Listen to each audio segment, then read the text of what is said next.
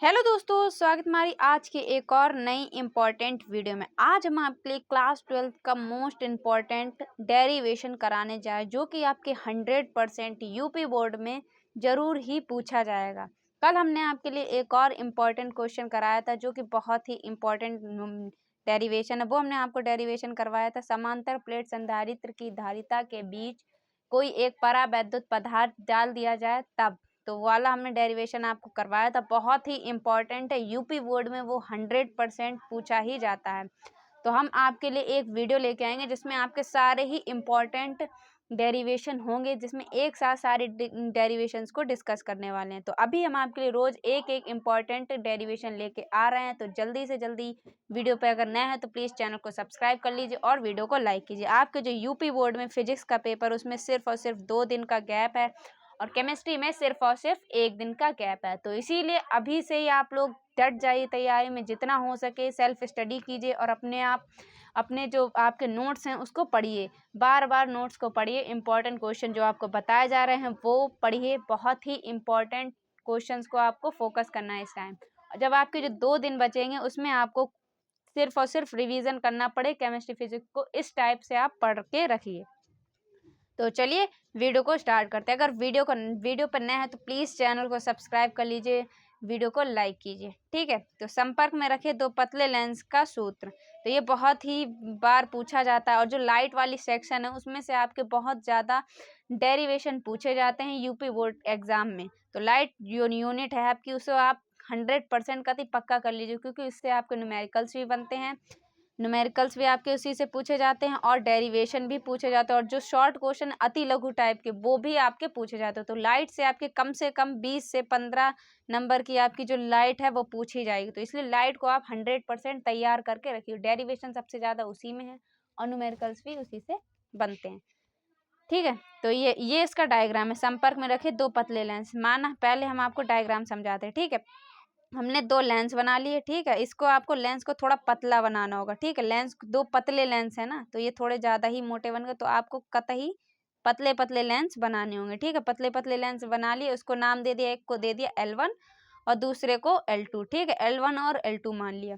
अब हमने मान लिया जैसे कि ये वाला जो L2 लेंस है ये है ही नहीं, सिर्फ और सिर्फ एक लेंस रखा है, ठीक है। तो सिर्फ और सिर्फ क्या रखा है, एक लेंस रखा है, ठीक है। इसका जो हमने प्रतिबिंब मान लिया वो क्या मान लिया, O।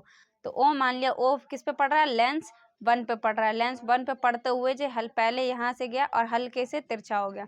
अब जो यहाँ से जो जाएगा ना तो वो सीधे निकल जाएगा और जो O का जो प्रतिबिंब है I डैश पे बनता है। कहाँ बनता है, सरल भाषा में आपको समझना है कि O का प्रतिबिंब I डैश पे जाके बन जाएगा, ठीक है। और जो O की दूरी है, O की प्रतिबिंब तक की दूरी कितनी है, U मान ली। O की दूरी कितनी मान ली हमने, U। और ठीक है, जो दोनों लेंसों की I डैश तक और 2 लेंसों की दूरी I डैश तक की कितनी होगी, तो V डैश कितना होगा, V डैश, ठीक है, V डैश। और इसकी I से और यहाँ तक की दूरी कितनी मान ली, V। तो ये आपका डायग्राम। अब डायग्राम की जो बाद आपको लिखना होगा वो थ्योरी लिखना होगा। इसी टाइप से आपको डायग्राम बनाना होगा। और डायग्राम में जो लेंस हैं वो लेंस थोड़े पतले बनाइएगा, थोड़े मोटे होगा, इसको आप थोड़ा पतले पतले लेंस बनाइएगा, ठीक है। और इस टाइप से आपको क्लियर कट डायग्राम बनाना हो, क्योंकि अगर आपका डायग्राम अच्छा है तो 5 नंबर में से आपका 1 नंबर डायग्राम का होता है। अगर आपने डायग्राम ऐसी जल्दबाजी में बना दिया गंदा संदा तो नंबर आपको नहीं मिलने वाले हैं, ठीक है। तो पहले आप अच्छे से डायग्राम बनाइए, उसके बाद उसके नीचे उसकी थ्योरी लिखिए। तो अब थ्योरी क्या लिखना है आपको हम बताते हैं। माना 2 पतले लेंस L1 और L2 है। देखिए L1 है और दूसरा L2 संपर्क में रखे हैं। किस में रखे, संपर्क में रखे हैं। जिनकी फोकस दूरियां कितनी क्या है, F1 और F2। फोकस दूरियां क्या है, F1 और F2, ठीक। अब क्या लिखा है, पहले लेंस के सामने एक बिंदु O, एक बिंदु वस्तु क्या रखी गई है, O रखी गई है, जिसका प्रतिबिंब कहाँ बनना है, पहले लेंस के द्वारा। पहले लेंस के द्वारा I डैश पर बनता है। देखो पहला लेंस है, इसी के द्वारा बनना है। देखो पहले लेंस के ऊपर पड़ा, फिर यहीं से I डैश पे बना है। तो पहले लेंस के द्वारा I डैश पर बनता है। जो दूसरे लेंस के लिए क्या करता है, वस्तु का कार्य करता है। दूसरे लेंस के लिए वस्तु का कार्य करता है, ठीक है। तब पहले लेंस के द्वारा। अब यहाँ से आपका डेरिवेशन स्टार्ट हो गया। तब पहले लेंस के लिए पहले हम निकालेंगे, उसके बाद दूसरे लेंस के लिए निकालेंगे। तो पहले लेंस के लिए पहले आपको इसका फॉर्मूला लिखना होगा। फॉर्मूला है 1/, ठीक है। लेंस का हमने सूत्र लगा लिया। उसके बाद जब ये लगाएंगे तो हम पहले निकालेंगे। तो F1 की फोकस दूरी क्या है, F1 का मान है एफ का मान है F1, ठीक है। जो बी का है वो क्या बनना है, V डैश। देखिए जो बी का है वो किस पे बन रहा है, V डैश पे। उसके बाद जो U है, U किस पे बनना है, U की है, तो इसमें अब हम मान पुट कर देंगे। अब यही मान लिखेंगे, अब इसको पुट करके इस फॉर्मूले में पुट कर देंगे। तो F1/F1, ठीक है, और 1/V डैश और 1/U, ये समीकरण क्या बन गई, ए। अब इसी प्रकार समीकरण दूसरे लेंस के लिए करना है, तो दूसरे उसकी एफ का जो पहले लेंस की थी वो F1 थे, अब दूसरा लेंस लिया है तो क्या लिखेंगे, F2। और इसका जो बी है, बी की वो क्या है वैल्यू, V, और U का प्रतिबिंब कहाँ बनना है, जो तो V डैश पर बनना है, ठीक है। तो F1/F1,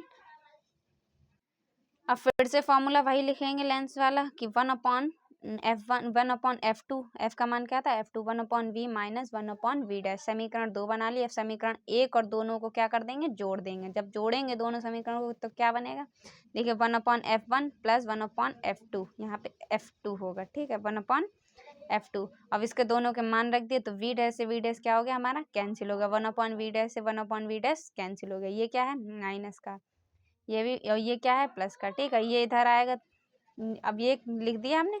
उसके बाद समीकरण क्या बना ली, 30, 1/F1 plus 1/2 is equal to 1/V minus 1/U, ठीक है। फिर इसके बाद हमने लिखना है कि यदि दोनों लेंसों के स्थान पर एक लेंस रख दिया जाए तो रख दिया जाए जिसकी फोकस दूरी क्या है, F। इन दोनों के स्थान पर एक लेंस रख दिया जाए जिसकी फोकस दूरी क्या है, F है।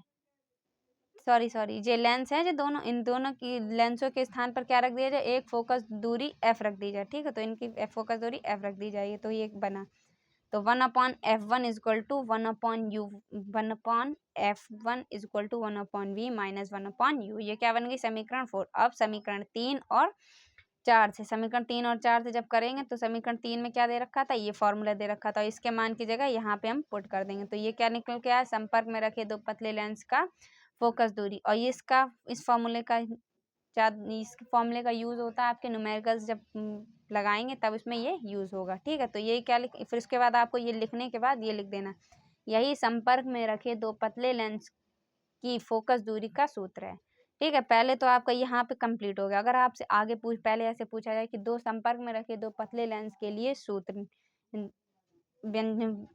स्थापित कीजिए, ठीक है। उसके बाद अगर आपसे पूछ रहे, यदि इसे पूछ रहे पहला लेंस और दूसरा लेंस, तब इसकी जो स्थितियां हैं वो आपको कंडीशन लगानी पड़ेगी। तो कौन सी कंडीशन है अभी देखते हैं। यदि पहला लेंस उत्तल और दूसरा लेंस अवतल हो तब, तो पहला लेंस क्या हो, उत्तल, और दूसरा लेंस अपना F2 क्या हो, अवतल, और F1 क्या होगा, उत्तल। तो क्या करेंगे, तो फिर से वही फॉर्मूला लगाएंगे।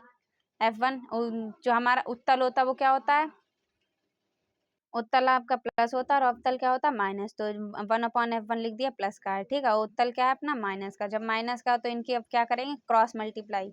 अब इसकी इससे करेंगे, इसकी इससे करेंगे, इसकी इससे करेंगे, तो क्या होगा, ये ऊपर पहुंच जाएगा, ये ऊपर चला जाएगा, और नीचे की एक दूसरे से मल्टीप्लाई कर देंगे। तो क्या आएगा, 1/F1 is equal to F2 minus F1 और F2, ठीक है। जब फिर इसको क्या कर देंगे, अब इसको क्या कर देंगे, पलट देंगे। तो इसका फॉर्मूला क्या निकल के आया, F इज इक्वल टू